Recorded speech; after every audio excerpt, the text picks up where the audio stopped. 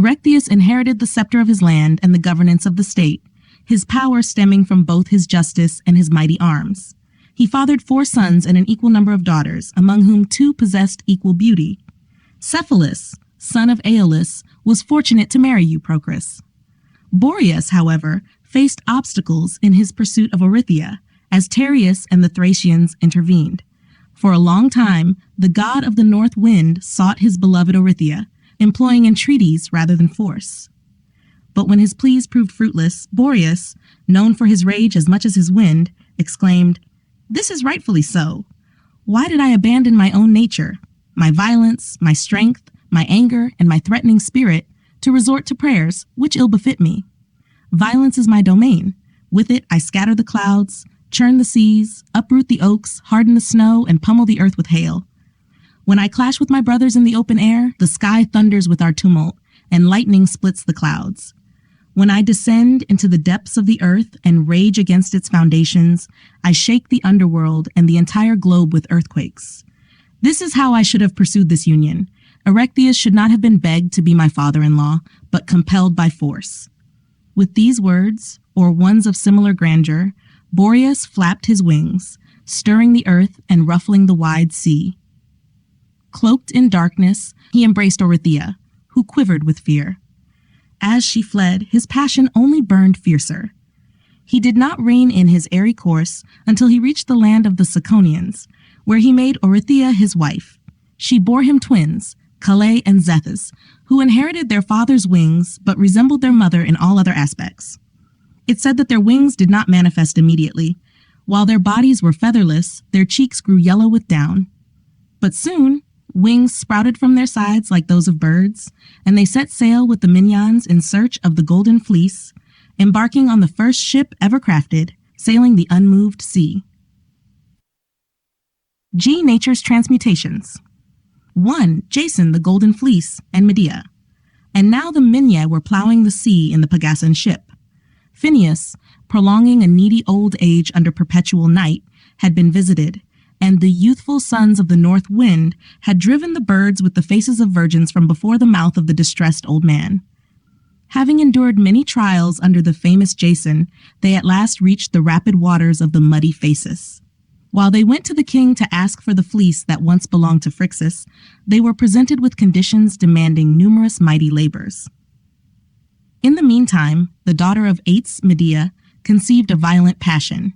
Having struggled against it for a long time, she eventually succumbed to her frenzy. She said, "In vain, Medea, do you resist. Some god, I know not who, opposes you. It is a wonder if this is not love or something very similar. Why do my father's commands seem too harsh? And yet they are too harsh.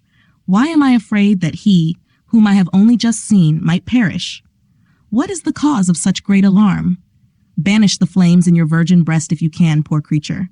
If I could, I would be more rational. But a new power draws me on against my will. Eros persuades one thing, reason another.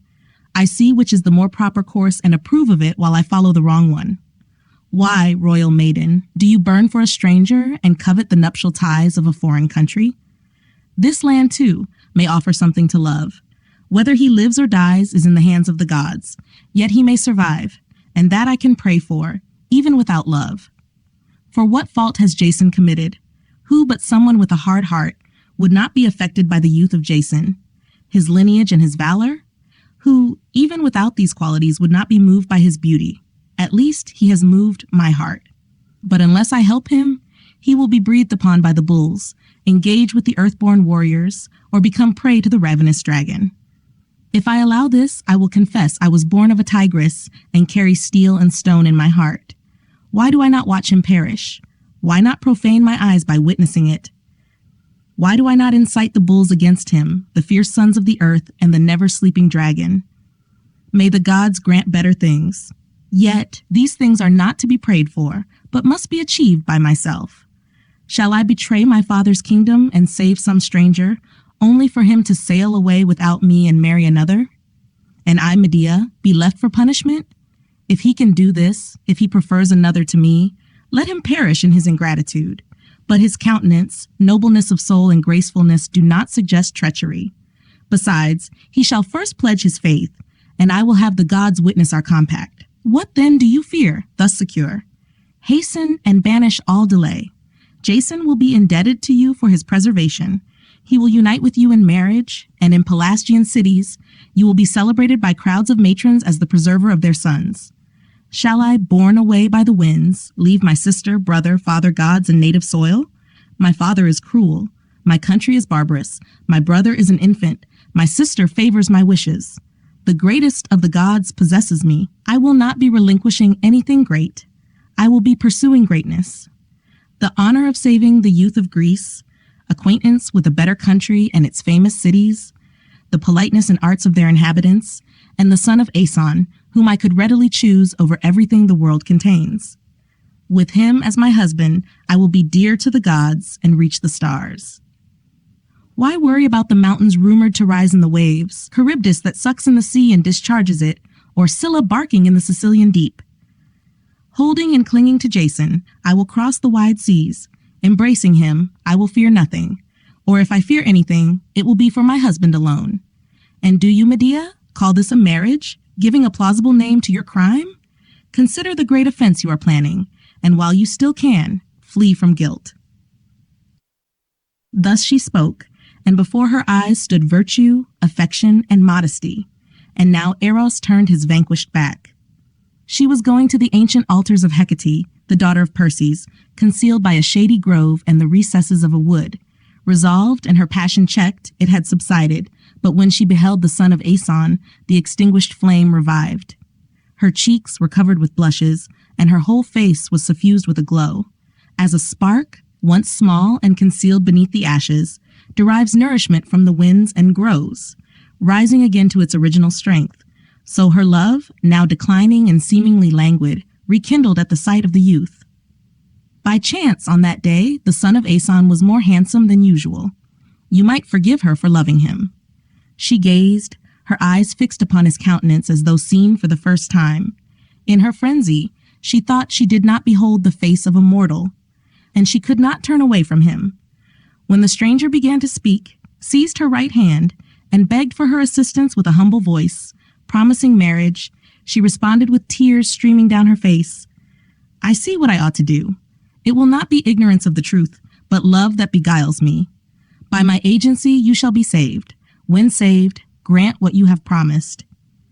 He swore by the rights of the goddess of the triple form, the deity of that grove, the sire of his future father-in-law, who beholds all things, by his own adventures, and by the great dangers he faced. Believing him, she gave him some enchanted herbs, thoroughly taught him their use, and he went away rejoicing to his abode. The next morning dispersed the twinkling stars, and the people gathered in the sacred field of Mavors, arranging themselves on the hills.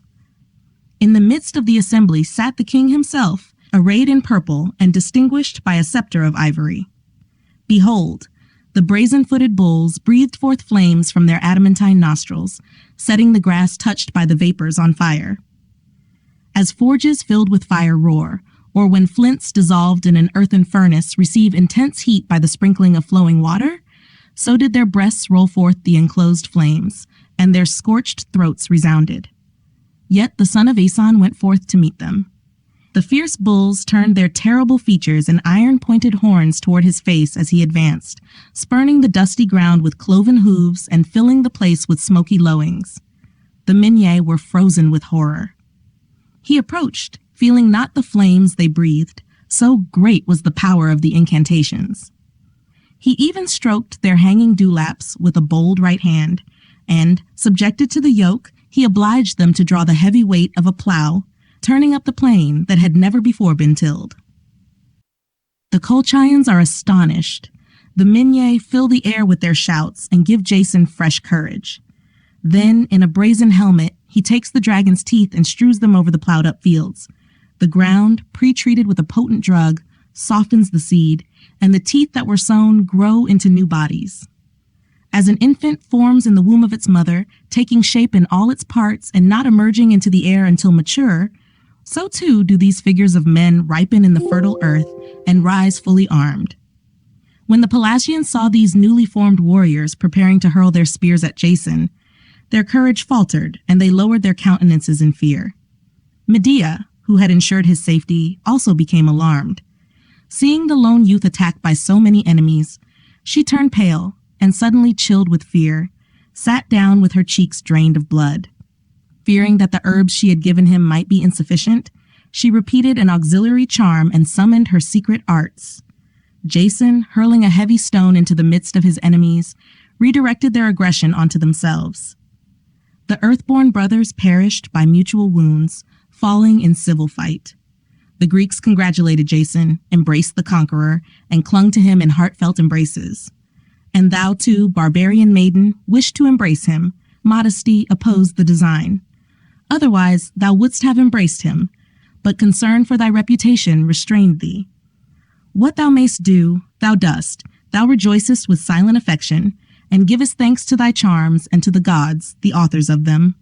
It still remained to put to sleep the watchful dragon, distinguished by his crest, his 3 tongues, and terrible hooked teeth, who guarded the golden fleece.